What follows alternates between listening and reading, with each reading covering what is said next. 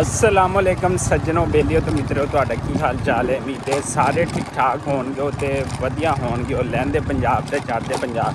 ਜਨਾਬੇ ਵਾਲਾ ਬਾਈਕ ਦੇ ਉੱਤੇ ਸਲੋ ਜਾ ਰਹੇ ਹਾਂ ਆਪਣੇ ਪਿੰਡ ਤੋਂ ਤੇ ਅਸੀਂ ਸਿਟੀ ਤੋਂ ਗੁਜ਼ਰ ਕੇ ਜਾਣਾ ਇੱਕ ਫਾਰਮ ਤੇ ਸਿਟੀ ਦਾ ਵੀ ਥੋੜਾ ਵਿਊ ਦਿਖਾਵਾਂਗੇ ਤੇ ਫਾਰਮ ਹੈ ਗਾਵਾਂ ਦਾ। ਉੱਥੇ ਜਾ ਰਹੇ ਗਾਇਆਂ ਦਾ ਬੱਚਿਆਂ ਦਾ ਤੇ ਰੋਡ ਸਾਰੀ ਟੁੱਟੀ ਹੋਈ ਹੈ ਵੇਖ ਸਕਦੇ ਹੋ। ਤੇ ਇੱਥੋਂ ਅਸੀਂ ਜਾਣਾ ਹੈਗਾ ट्रालियां ते खड्डे ते सारिया चीज़ां यह भी पिंड दियां शानां होंदियां ने। देखो जड़ा ना रोड साड़ी टुटी हुई है असीं इत्थों स्लो जड़ा जाने पे हैगे हाँ। ट्रैक्टर गुजरता पिया ते फिर असीं पहुंचना वा सिटी की तरफ हो के एक फार्म के उत्ते क्योंकि असीं जट जिमीदार लोग हैगे ते सानू जड़ा ना फार्म देखने का बड़ा शौक रहा है मझां का गावां का बकरियां का। तो असीं उत्थे पुजना है तो आओ फिर साडे नाल जुड़े रहो। पंजाबी बबलू ब्लॉग चैनल नूं लाइक सबसक्राइब शेयर करना ना भुलना। अज असीं घरों निकले हैं जा रहे हैं फार्म के उत्ते ते देखते पे हैगे हाँ साडा शहर सिटी खानपुर जी नहर आ गई है ਤੇ ਫਿਰ ਅੱਗੇ ਅਸੀਂ ਜਾਣਾ ਹੈਗਾ ਫਾਰਮ ਦੇ ਉੱਤੇ ਤੇ ਉੱਥੇ ਚੱਲਦੇ ਹਾਂ। ਸਾਡੇ ਨਾਲ ਜੁੜੇ ਰਹੋ ਤੇ ਅੱਜ ਦੀ ਪੂਰੀ ਵੀਡੀਓ ਦੇਖਿਆ ਜੇ। ਲਓ ਜਨਾਬ ਅਸੀਂ ਜਿਸ ਪਿੰਡ ਪਹੁੰਚਣਾ ਵਾ ਅਲਹਮਦੁਲਿਲਾ ਨਾਲ ਸਿਟੀ ਤੋਂ ਗੁਜ਼ਰ ਕੇ ਅਸੀਂ ਉਸ ਪਿੰਡ ਜਿਹੜਾ ਨਾ ਪਹੁੰਚ ਚੁੱਕੇ ਹੈਗੇ ਬਾਈਕ ਦੇ ਉੱਤੇ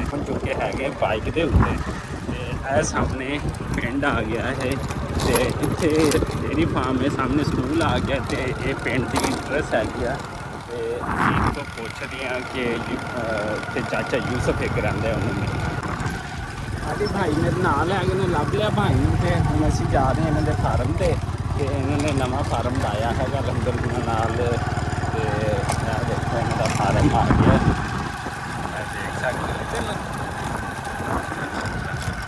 ਇਹਨਾਂ ਦਾ ਫਾਰਮ ਇੰਟਰਸਟ ਹੈ ਇਹਨਾਂ ਦੇ ਫਾਰਮ ਦੀ ਇਹ ਦੇਖੋ ਤੇ ਹੁਣ ਅਸੀਂ ਇਹਨਾਂ ਦੇ ਫਾਰਮ ਤੇ ਪਹੁੰਚ ਗਏ ਹੈਗੇ। अस्सलाम वालेकुम जी की हाल चाल है ठीक हो। अस्सलाम वालेकुम सही की हाल चाल है। अस्सलाम वालेकुम जी ठीक हो तबीयत सेहत। वो देखो आ गया मैं पहली दफ़ा आया जी फार्म ते पहली दफ़ा ही डॉगी मेरे को आ गया माशाल्लाह जी। आ फार्म असी पहुँच गए भाई दे फार्म के उत्ते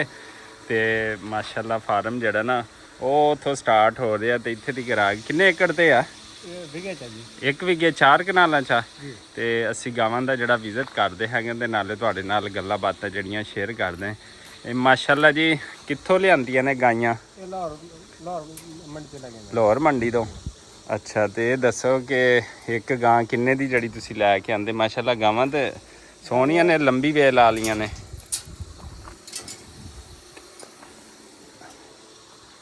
अच्छा माशाल्लाह सही हो गया जी। किन्नियां गावां ने इस टाइम अपने को माशाल्लाह 52 गाइयां। अच्छा उधर भी छपरा पाया तो इधर अलहदा पाया। अच्छा अच्छा सारा माड़ा माल है। अच्छा कमजोर आ ये हुण ताज़ियां लैके आंदियां ने। अच्छा एक हफ्ता ये सारियां लाहौर तो ही लैके आंदियां। आ देखो जी गावां माशाल्लाह जी डेयरी फार्म का काम करते हैं जोड़े साढ़े नौजवान नस्ल ने उन्होंने वास्ते स्पैशली ये वीडियो हैगी आ कि तुसी भी जड़ियां छोटी मोटियां नौकरियां नूं छड्डो ते वड्डे काम करो ते फार्म पाओ अपना डेयरी फार्म ते अपना काम जड़ा ना स्टार्ट करो। कहंदे ना अपने काम नाल ही तरक्की होंदी है बाकी छोटी मोटी नौकरी नाल तो सिर्फ घर दे गुजारे होंदे। किवें भाजी बिल्कुल जी नौकरियां नाल जेह्ड़े घर दे गुजारे होंदे बाकी। अच्छा ये दसो माशाल्लाह हुणे 52 गाइयां ने ते साडी जिहड़ी नौजवान नस्ल है जिहड़ी कहंदे मिट्टी भी ना लगे साडे कपड़ियां नूं ते उन्हां नूं दसो कि इस कारोबार चों किन्ना क फायदा हैगा। तकरीबन अगर 50 गायें पाई होए 50 लाख रुपए गायें ते 25 लाख रुपए दी अपना 50 गायें ते 50 लाख रुपए दी समझ ला। माशाल्लाह सही। अगर गायें जिहड़ी ना 4 ਤੋਂ 5 ਮਹੀਨੇ 50 ਗਾਈਆਂ ਦੇ ਵਿੱਚੋਂ ਮਾਰਦਾ ਵੀ 4-5 ਮਹੀਨੇ ਵਿੱਚੋਂ ਕਿੰਨੀ ਬਚਤ ਹੈਗੀ ਹੈ। 40000 ਰੁਪਏ ਬਚਤ ਹੈਗੀ ਤੇ ਤੁਸੀਂ ਇਹਨੂੰ ਕੀ ਵੰਡਾ ਪਾਉਂਦੇ ਹੋ ਕੀ ਪਾ ਰਹੇ ਹੋ ਅੱਜ ਕੱਲ।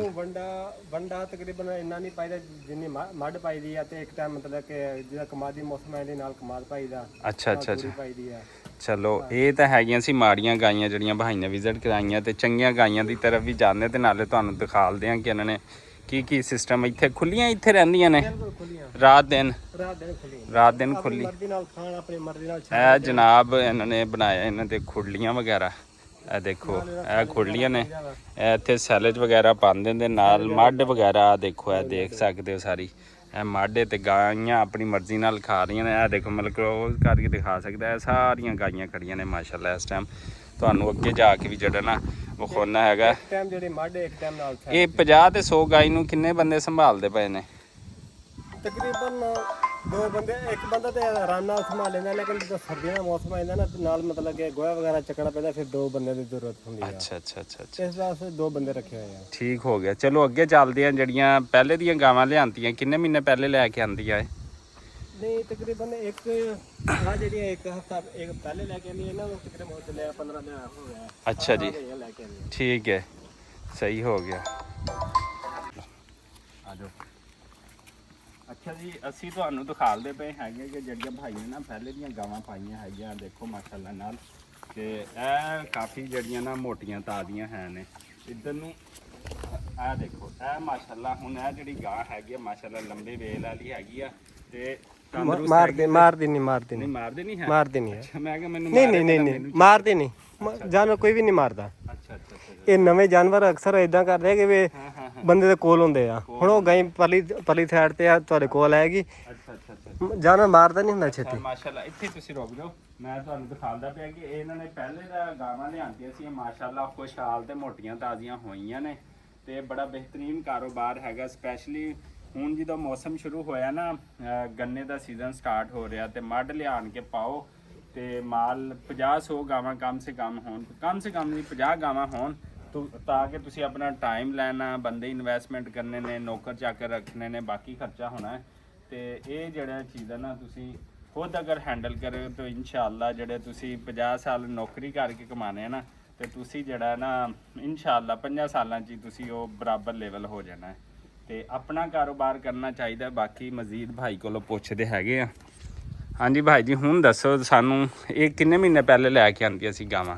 ਇਹ ਤਕਰੀਬਨ ਅੱਗੇ ਹੋ ਜਾਓ ਇਹ ਤਕਰੀਬਨ ਸਾਡੇ ਘਰ ਦੀਆਂ ਕੁਛ ਇੱਥੇ ਮੁੱਲ ਲੈ ਕੇ ਆਂਦੀਆਂ ਅੱਛਾ ਇਹਨਾਂ ਦੇ ਵਿੱਚੋਂ ਇਹਨਾਂ ਚੋਂ ਤਕਰੀਬਨ ਪਿਛਲੇ ਸਾਲ ਆ ਲਾਹੌਰੋਂ ਲੈ ਕੇ ਆਂਦੀ ਉਹ ਪੱਲੇ ਲਾਲ ਅੱਛਾ ਠੀਕ ਹੈ ਮਾਸ਼ਾਅੱਲਾ ਮਸ਼ਲਾ ਸੋਨਾ ਦੇ ਸਾਰੇ ਗਾਈ ਮਸ਼ਲਾ ਸੋਨਾ ਅੱਛਾ ਸਾਰੀਆਂ ਸੂਣ ਵਾਲੀਆਂ ਨੇ ਸਾਰੇ ਸੋਨੇ ਚ 3 ਫੰਡਾਰਾ ਬਸ ਅੱਛਾ ਮਾਸ਼ਾਅੱਲਾ ਮਸ਼ਲਾ ਸੋਨਾ ਇਹਨਾਂ ਨੂੰ ਟੀਕੇ ਕਿਹੜੀ ਰਖਾਏ ਨੇ ਇਹਨਾਂ ਨੂੰ ਇੰਪੋਰਟਡ ਆ ਬ੍ਰਾਹਮਣ ਬਾਹਰ ਦੇ ਆ ਬ੍ਰਾਹਮਣ ਸਾਰੇ ਬਾਹਰ ਦੇ ਤੂੰ ਇੱਕ ਟੀਕਾ ਕਿੰਨੇ ਦਾ ਲੱਗਦਾ ਹੈ ਇਹ ਤਕਰੀਬਨ ਹੈਗਾ ਕੋਈ 35000 ਦਾ ਵੀ ਹੈਗਾ 40000 ਦਾ ਵੀ ਹੈਗਾ ਇੱਕ ਟੀਕਾ